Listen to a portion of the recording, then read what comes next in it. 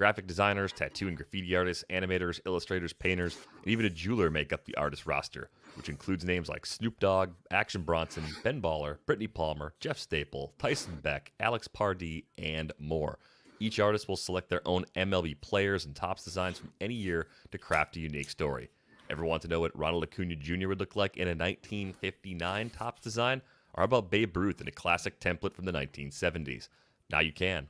3 new cards launch daily all year long on Topps.com and are only available for 70 hours before they're gone for good. While you're there, be on the lookout for special cards. Head to Topps.com to learn more about Project 70 and to check out which cards are live right now. And welcome to the Athletic Fantasy Baseball Podcast presented by Topps. Check out Topps Project 70, celebrating 70 years of Topps baseball cards. Derek Van Riper here with Michael Beller, and we are breaking down the available players on the wire in hopefully a good number of fantasy baseball leagues. Calendar just about to flip to September, so we're here for the stretch run, trying to break it down each and every week. And this is the same as last week in that the bulk of the players that are interesting are pitchers. That's probably going to be the case most weeks the rest of the way. We know that every league is unique, where there might be some injured players who were dropped that have come back, but the primary focus, yet again this week, will be on the available pitching. Beller, how's it going for you on this Sunday?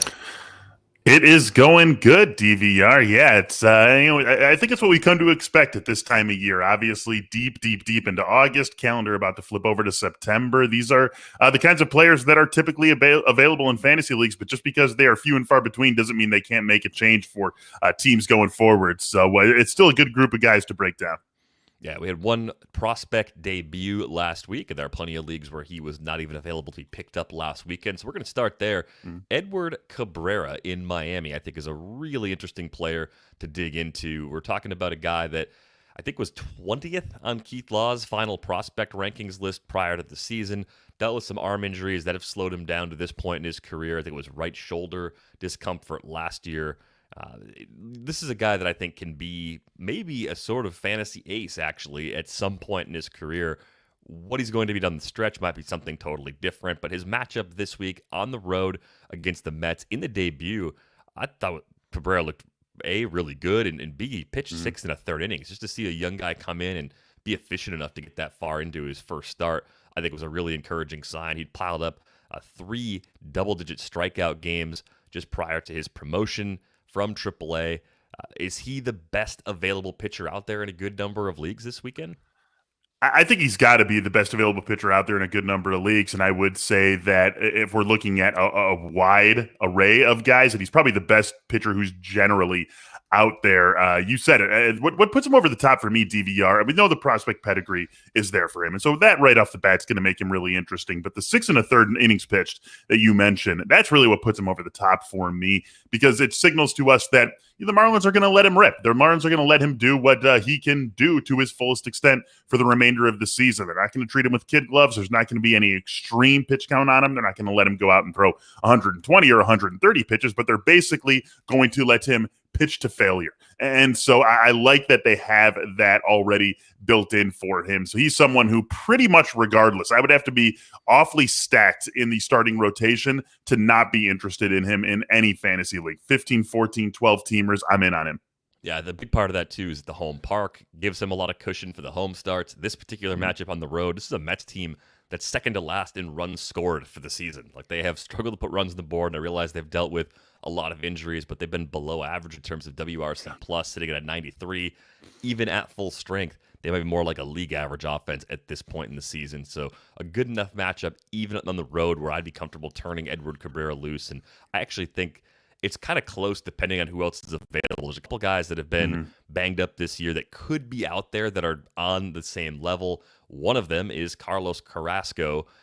12 strikeouts against 1 walk in his last 2 starts. That's 5 earned runs over 12 innings during that span. It just kind of looks like he's starting to get it together again. And just as facing the Mets is a pretty good matchup right now, the Marlins are an even better one. So even if I didn't have a lot of faith that Carrasco was putting all the pieces back together for what could be a big September, I'd be pretty excited about him in the leagues where he's available. It's about 20% of CBS leagues again, so you're kind of picking your spots carefully where you can actually get him. But if Carrasco's out there versus Edward Cabrera, do you go to Cookie or do you go to the youngster? Yeah, this is why I held back on saying that Cabrera is definitely the best pitcher available, because if Carrasco's available in your league, I would rather go after him than Cabrera. Easily the 1-2. I think if you're in the pitching market, you're looking to see if Carrasco's available in your league, and if he's not, then you can pretty quickly and easily pivot to Cabrera. But I buy what we've seen from Carrasco over these last couple of starts, the 12 Ks against the 1 walk. I think that that's representative of what he can be for the remainder of the season, and he's only in this position because of all the injuries that he's dealt with this year. So it's been an incredibly disappointing second half, to say the least, in New York for the Mets, obviously not for the Yankees, but I think that Carlos Carrasco can be something of a bright spot for this team and certainly for his fantasy managers in September. All in on Carrasco having a strong finish to the year.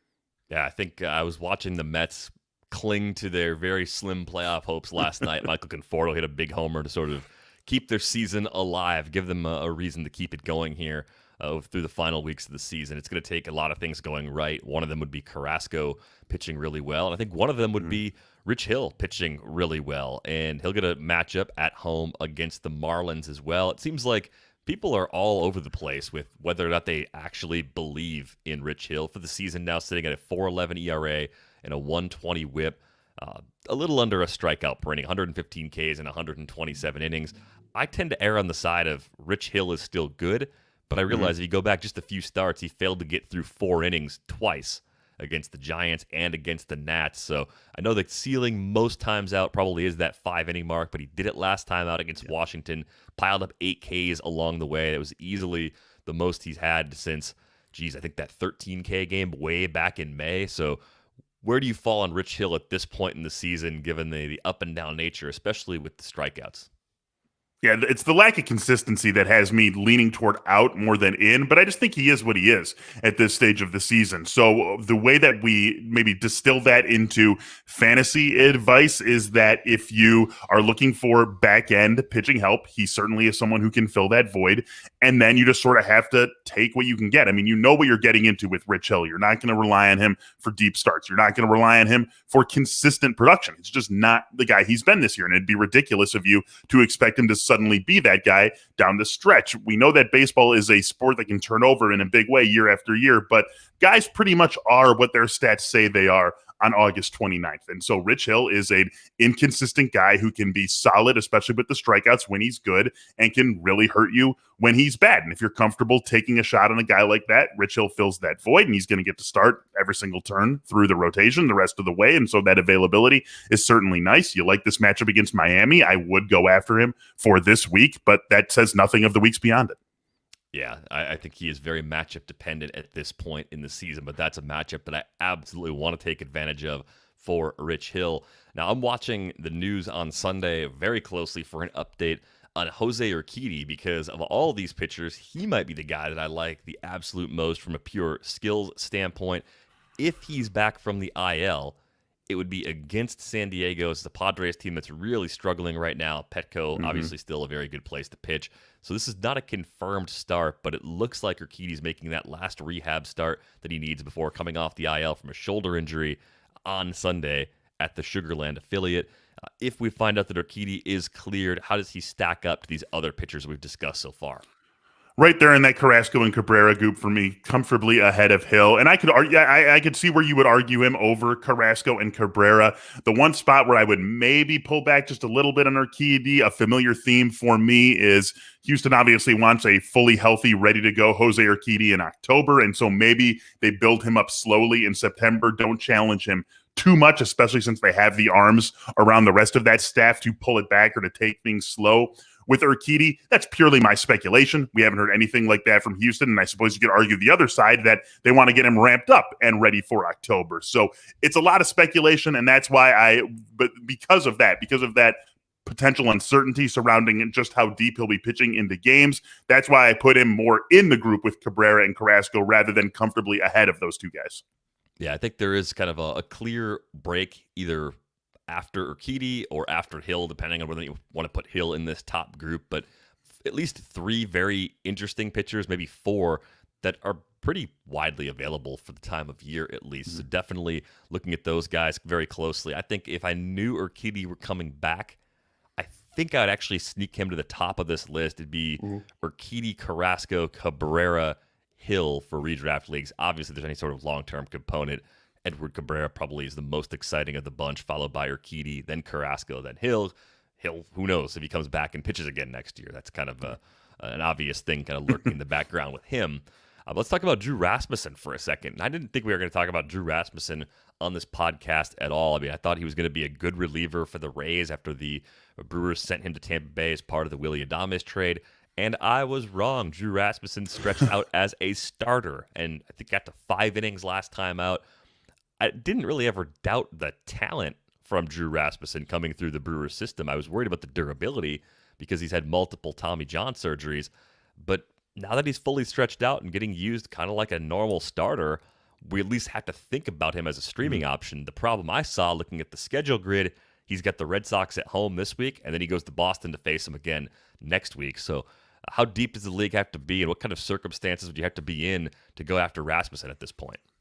Yeah, it would have to be something where I really didn't care too much about my rates any longer. I could see maybe going after him in daily leagues or in maybe even in head-to-head formats where things turn over every single week. I could see doing something like that with Drew Rasmussen, but because of these back-to-back Boston matchups, it's hard to fully get on board with him, especially when you look beyond that. And I mean, 2 more matches, we're suddenly into the second full week of September, and the end of the season is right around the corner. So I think you would have to be in that throw my hands up, don't really care about my rates. Let me get some innings. Let me get some strikeouts. Let me chase some wins. If that's you, sure, throw Rasmussen on your list. If that's not you, I'm probably waiting until these Boston matchups pass. It's kind of the fun side of not necessarily being in a position to win your league when you can throw darts like this. Like, what could go right? And if you throw 10 amazing darts, somehow you get back in, you cash or something. I mean, that's probably where we're at with Rasmussen because of the difficulty of these matchups. If the matchups were easier, I think there'd be much broader appeal. So for me, it's more like AL-only leagues, maybe any sort of league with a keeper component. If you're keeping 15 players in your league, maybe there's a chance he's your 15th keeper. But I am tempering the expectations against the Red Sox these next 2 times out for Rasmussen. Let's talk about Glenn Otto for a moment because this is a guy that is getting an opportunity in Texas right now, probably overlooked in a lot of more shallow formats, and understandably so. He has not been confirmed yet to start on Wednesday, but they've got a bunch of guys out right now in Texas. It seems like there's a pretty good chance he's going to get a chance to follow up on that impressive MLB debut. It's mostly a fastball slider mix. He does have a changeup, but I think for me, when I see a guy breaking in Texas, I start to think useful home streamer. And that is not what I used to think about Rangers pitchers because some of the guys that they've trotted out there this year are legitimately just not good pitchers. But the new ballpark in Arlington plays a lot differently than the old one. And Otto at least had some pretty interesting numbers in the minors in the Yankee system before the Rangers acquired him. So there's a few things that actually make me somewhat interested in him as a relative unknown prospect. Yeah, and I mean, you said it. Useful home streamer. We'll look at that matchup this week against Colorado, assuming that he does get that start. And I think you're right. We don't have official word, but probably a safe assumption to make. Even if you're going into your bids tonight, there's no word from the Rangers that he's sticking the rotation. Don't worry about it too much. You can safely assume he's going to get to make that start. And so right there, boom. Right, like I think Rasmussen's a better pitcher than Glenn Otto right now. But I would much rather have Otto on my team this week than Rasmussen. I mean, I think he's an easy guy to prioritize if you're just looking at the week ahead. Give me that home start against Colorado rather than the one against Boston that Rasmussen's going to get. And I do think that's where Otto settles in for the rest of the season. Assuming he sticks in Texas's rotation, he is a useful home streamer. I suppose there's a spot that, I don't know the Rangers' September schedule off the top of my head. I suppose there are some road spots where you could use him as well, but I think that's the spot that he lives in the rest of the season, a streamer, and then we can revisit what his value is in 2022. Yeah, they might as well see what they have in him because there's at least a chance he's part of their rotation in the future. 7 Ks over 5 scoreless against Houston in his big league debut. After that home series against the Rockies, they've got the Angels on the road, the D-backs on the road, Oakland on the road, Houston back in Texas, and then the White Sox in Texas. So maybe a stretch later in the month where you're not necessarily going to use him, but you could probably use him for a couple of turns before he goes back to the waiver wire in most circumstances. A few other pitchers to look at. Matthew Boyd should be pitching on Sunday, and that'll be his first start back from the IL. First start where you'd actually be able to use him, however, is going to be at Cincinnati during this week. It's a tough matchup, and it's a really tough park for Boyd in particular because of his past issues with the long ball. So I'm really kind of inclined to say this is a lot like the Rasmussen situation where if you're not really thinking about your ERA and your whip anymore and you're just chasing wins and Ks and hoping to get lucky in that regard, that's sort of where Matthew Boyd falls because of the difficulty of this matchup. Yeah, I'm generally out on this at Cincinnati, and then after that would get the Rays at home. Two tough matchups coming up here, and also two tough matchups coming off the IL. So who knows exactly what's in the arm? Yeah, if you don't care about the rates, sure. But even in that situation, I think that's really the only one you could be in where you're thinking about grabbing Boyd today. Wily Peralta still out there in a good number of leagues. Nobody wants to believe in what Wily Peralta is doing.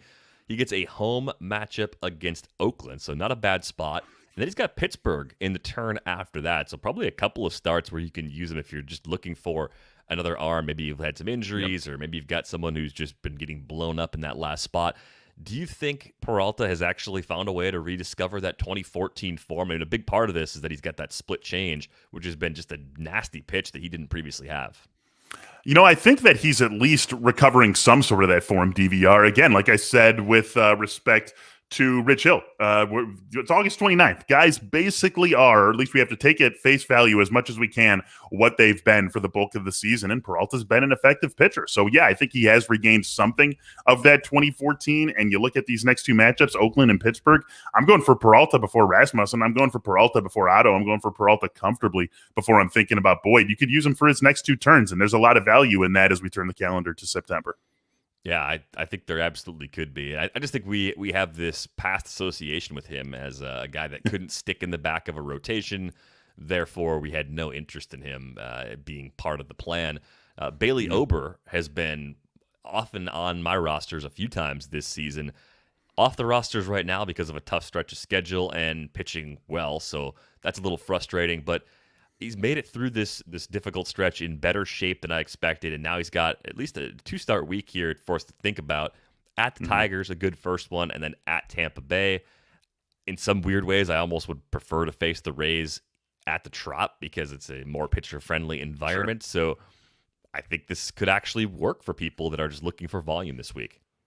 Yeah, and you know what? I mean, Bailey Ober's thrown the ball pretty well against good opponents to the point where I'm not throwing matchup totally out the window, but I think he has earned some leash from the fantasy community in that he is not an entirely matchup-dependent pitcher. We've seen some pretty good performances from him against good teams, against bad teams, against middle-of-the-road teams, to the extent that I do think we can start evaluating him more purely based on talent and production rather than the offenses that he's facing. So a 2-start week, even though it's not necessarily the 2-start week, again, I'm taking him over Matthew Boyd, and that's not just because of the 2 starts versus the 1 start. It's because of the fact that he's just been simply better. I'm taking him over Rasmussen. I'm taking him over Otto. He's in a Wily Peralta sort of range for me.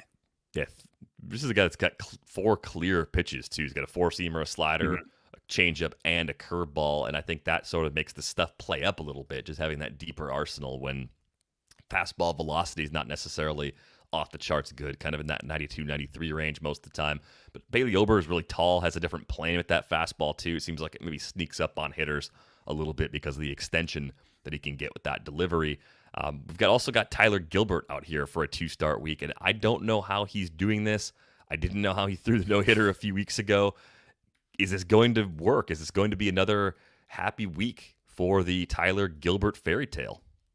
I am not totally on board with that one, but you don't mind the matchups, as you said, San Diego and Seattle, and a San Diego team that is reeling right now. So you definitely don't mind the matchups, but this is way more of a matchup play than an Ober play where we're basing it more on what he's done, on it, strictly on the merits of his own performance. We're not necessarily going that way with Tyler Gilbert, even though the fairy tale has been going pretty strong here over these last couple of weeks. I am generally out on Gilbert, however, this week. Yeah, that's where I'm at as well. I don't want to be there when this one turns, and I think it's going to turn relatively quickly, even though the matchups on paper aren't bad. Both are at home, Padres and Mariners. I think this could be the beginning of correction for Tyler Gilbert. Drew Smyly still out there on a lot of leagues. I think I talk about him every other week as a 2-start pitcher. Probably not quite that often because the schedule doesn't work that way, but really tough matchups for him, even though he's shown some signs of turning things around at the Dodgers and then at Coors against the Rockies, where I know this isn't a typical Rockies offense, but you still worry about what that park can do to a pitcher on any given day. Are we talking about only the most dire of circumstances for Drew Smyly right now? Yeah, I think so. I do think so. And he's done well as a streamer this season, but you look at those two matchups and you really got to be in dire straits to want to chase Drew Smyly this week. There'll be other times to use Drew Smyly the rest of the season. This week, probably not the one for, I would say, probably 95% of fantasy managers. What do you think about Mike Minor by comparison? Because I think we have a worse track record this season, slightly better matchups for his 2-start week, just because he gets both Cleveland and the White Sox at home. If you had to pick one and kind of walk the tightrope with the ratios, is it Smyly or is it Minor this week with these matchups? You know, I'm going to go Smyly, actually. As much as I hate those matchups, he's the better pitcher. And, like, once we get to this stage, like anyone's liable to light up Mike Minor, right? And that's not necessarily the case for Drew Smyly. I don't think any team's liable to light him up. Obviously, at Coors and at the Dodgers are light up situations.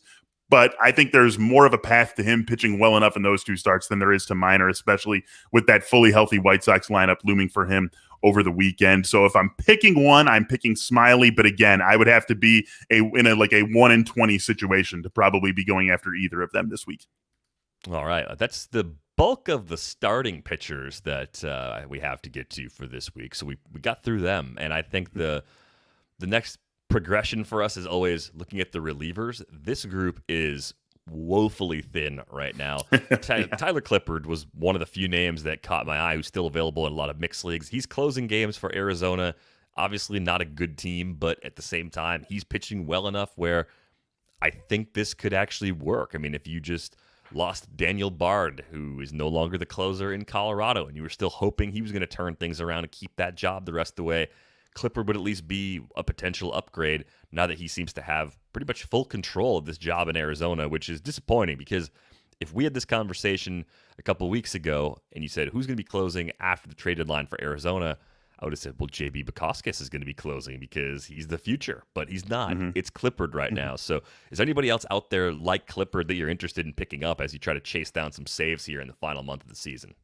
I mean, I do think that Clippard is the best of the group that is out there, that is reliably out there, right? I mean, we've seen the rest of the guys get snatched up. Scott Barlow, he's getting snatched up. David Bednar, he's getting snatched up. I would be going for those guys before I'm going for Tyler Clippard, but those guys are pretty much getting scooped up. I would look maybe to the Cubs, and you see Cody Hoyer as someone who you could potentially speculate on, Manny Rodriguez potentially someone you could speculate on, but again, like, that is a shared job no matter what on a bad team. And so the value in Clippard is that there's no doubt about who's getting the save opportunities in Arizona. He might get 3 the rest of the season, like literally 3, but they'll be his. And there's something comforting in that reliability and in that knowledge. So he's the guy who I think jumps out the most as for our listeners, for our viewers, who is most likely available in their league that they could go and get a 100% save share right now. He's who I would look to. Some of those other guys, Bednar, Barlow, if they're available, I'm definitely going for them first. But I would have to imagine in most competitive leagues, those guys are getting scooped up already.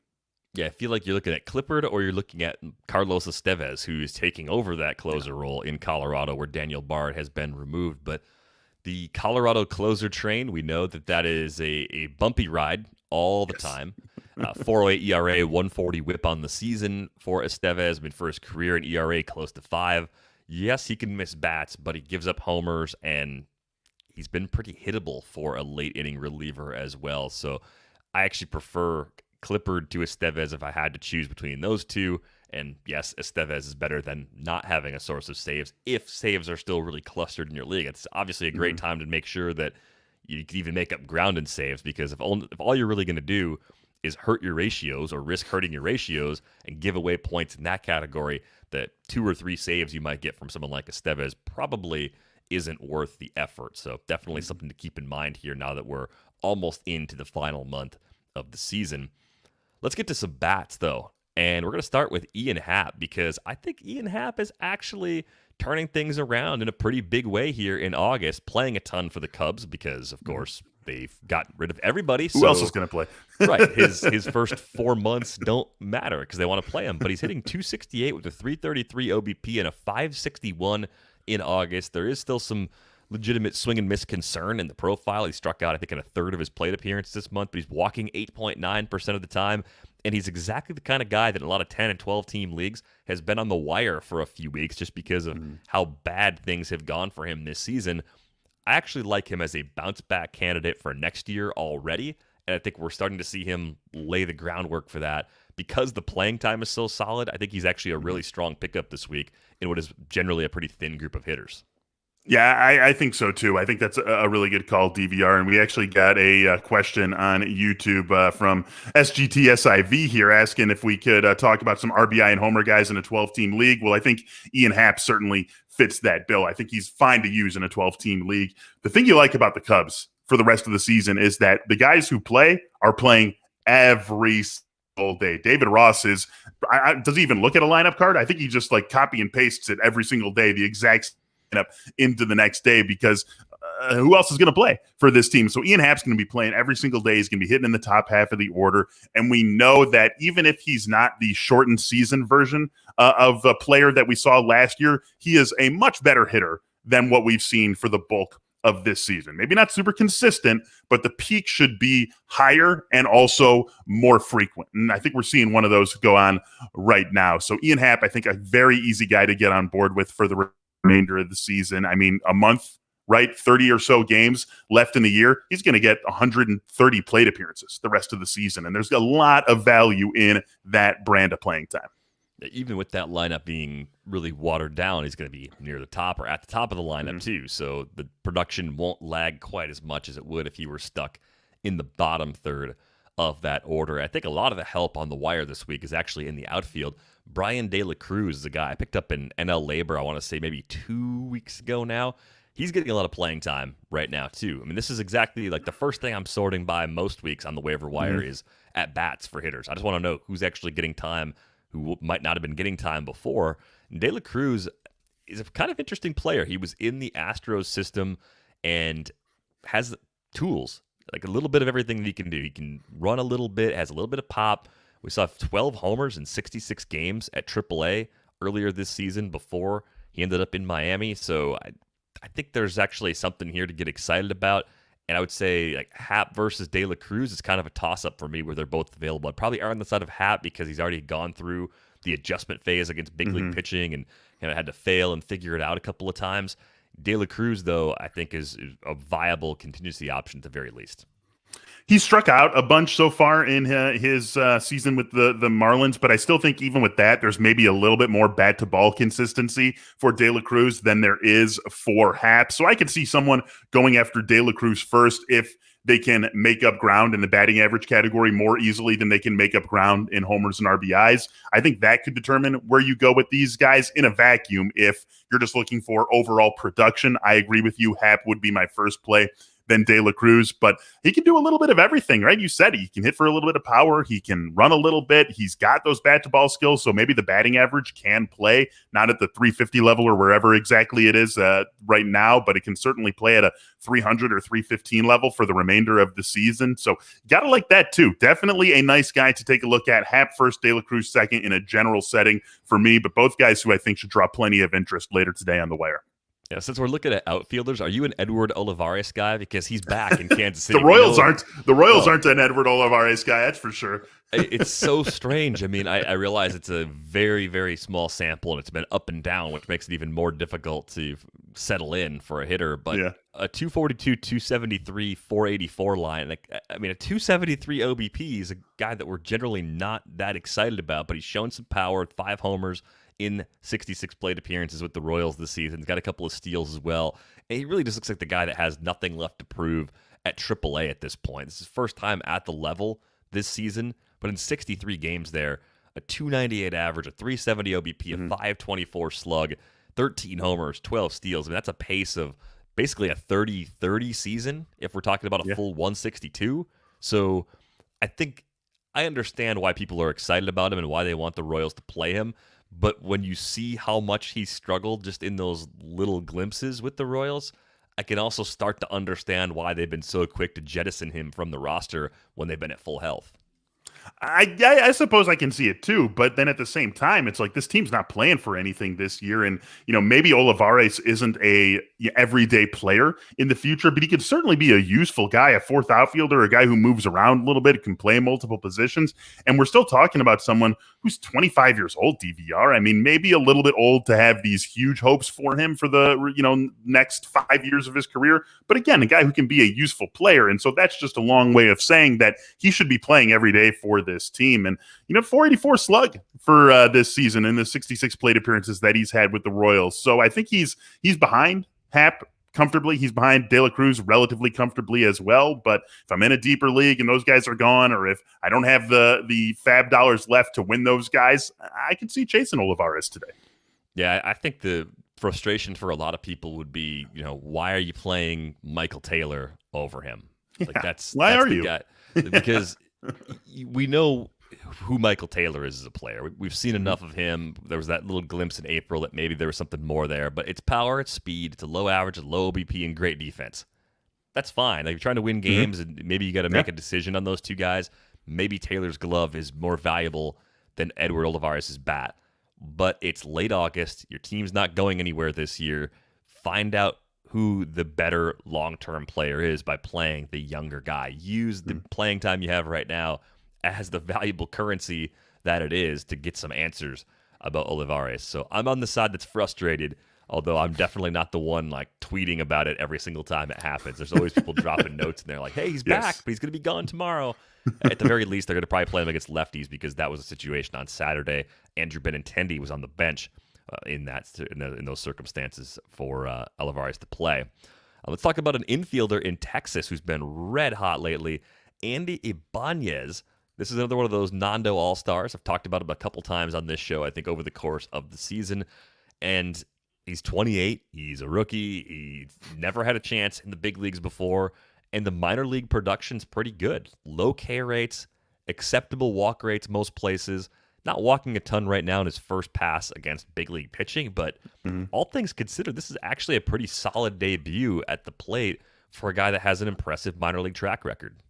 And a guy who's going to play a bunch the rest of the season, too. And I mean, I hate to keep going back to the same themes, but when we're talking about this group of hitters, right, you said it right at the top, not a lot of hitters to go after. You said it last week on this show, not a lot of hitters to go after. That's just generally what you're going to have to assume if you're playing the wire for the rest of the season. There's just not going to be that many hitters to go after. Guys have made it clear if they are fantasy relevant or not. There are a lot of guys injured. There are a lot of guys who aren't going to be pushed back into lineups, especially on contending teams, because what's the point of doing that if they're a little bit banged up? And so you're looking for playing time. You're looking for playing time first, and you'll actually worry about the actual skills later. Ibáñez has that and has shown us a decent amount of skills. You get the multiple eligibility, meaning not just second and third, but middle and corner. You like that, so he can do a lot of things for you. You don't necessarily need to be chasing a specific position because of the way he can fit in with whatever existing parts are already on your team. Definitely like Ibáñez as a guy who can help you out the rest of the way. Yeah, I think he's just the kind of player that's not going to hurt you. He'll pile up decent counting stats in at least deeper mixed leagues. I don't know if he's going to be 10 and 12 team mixed league relevant, but 15 teams and deeper, I think he should absolutely be rostered at this point with the playing time that he's getting. There's another outfielder that has caught my eye. I know he was picked up in a lot of 15 teamers last week. That's Jake Meyers in Houston, playing center field on a regular basis there. He started every game going back to August 14th, so 2 straight weeks of playing time, and he's done well with it. I mean, he's stuck in the bottom third of that lineup, but bottom third of Houston's lineup isn't really a problem. So what do you make of Jake Meyers, and do you have as much interest in him as you do in guys like Olivares and De La Cruz?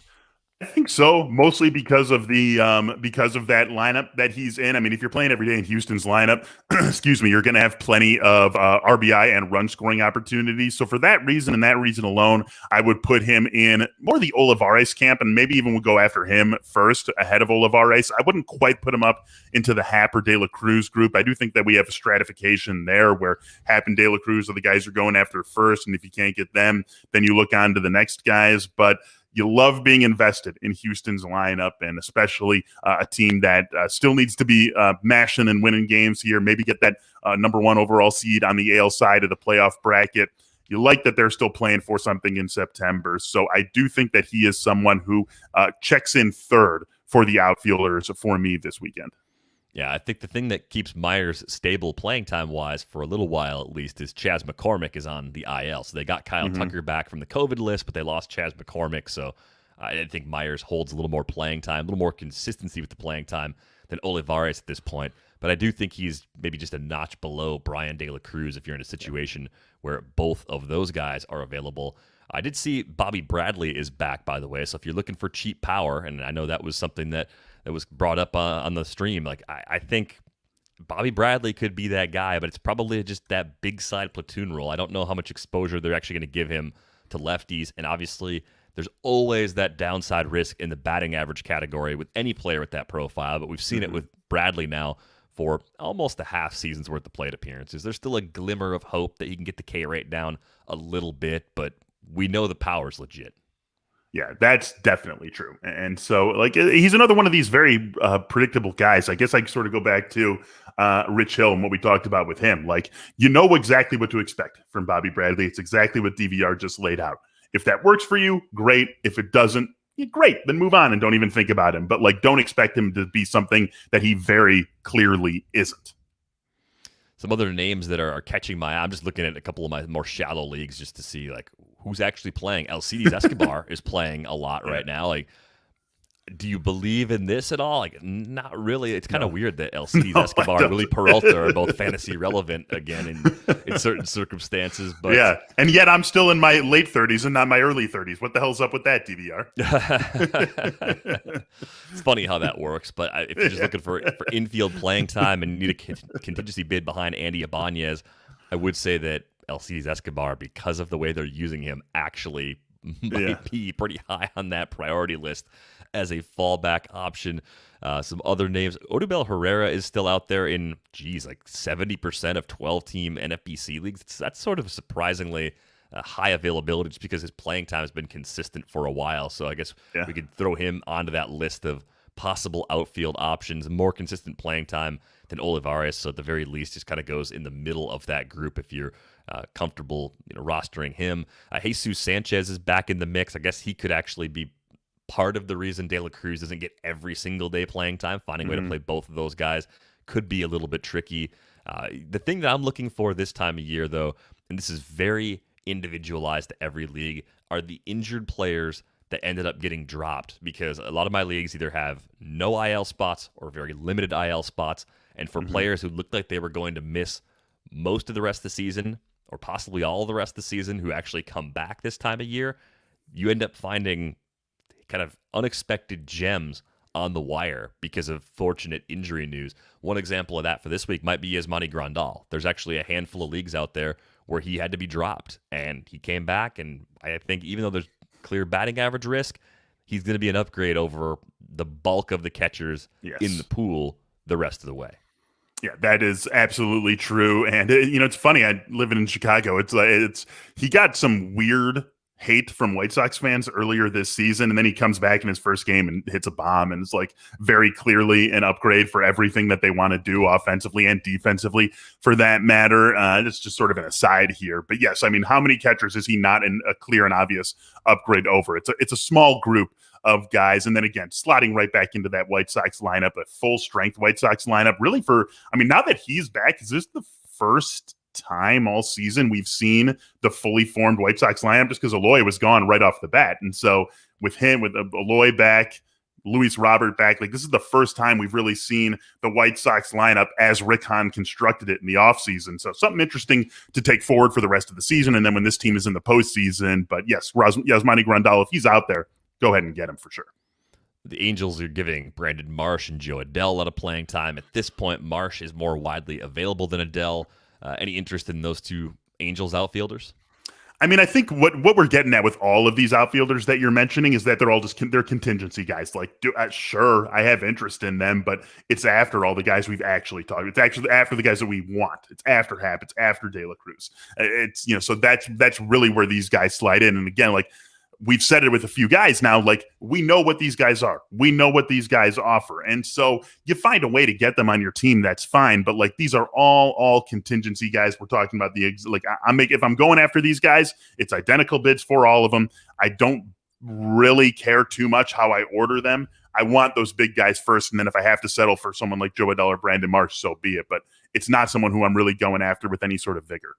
If you're looking for some optimism with Joe Adell, the K rate down at 25% right now.